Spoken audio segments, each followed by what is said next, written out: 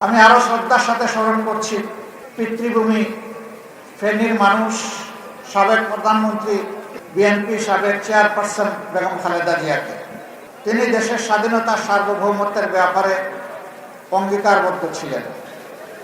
আধিপত্যবাদকে তিনি প্রশ্রয় দেয় নাই। এই জায়গায় তাকে আমরা অন্তরের অন্তঃস্থল থেকে শুকরিয়া জানাই, অভিনন্দন জানাই। আল্লাহ তাআলা তার রূহের প্রতি সীমাহীন রাহমা এবং শান্তি বর্ষণ করুন।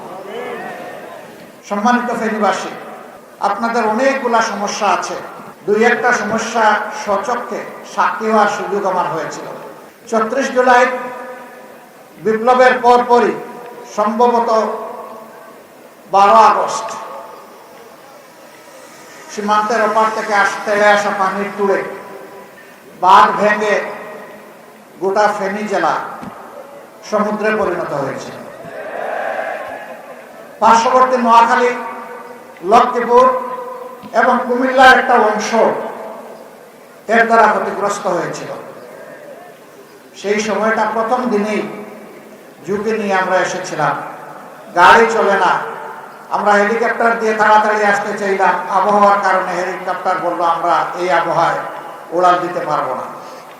এখান থেকে বলা হলো আপনি আসবেন না, কারণ ফেনী পর্যন্ত পৌঁছার কোনো ব্যবস্থা নাই।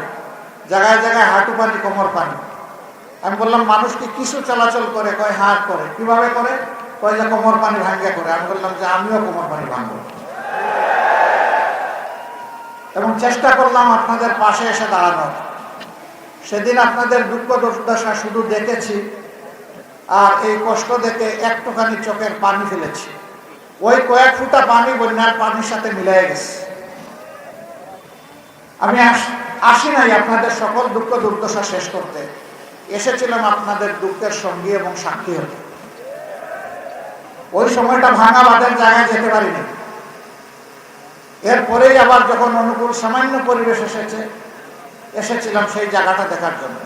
ছোট্ট একটি জায়গা, এটি মর্যাদার প্রশ্ন, এটি আমাদের নিরাপত্তার প্রশ্ন।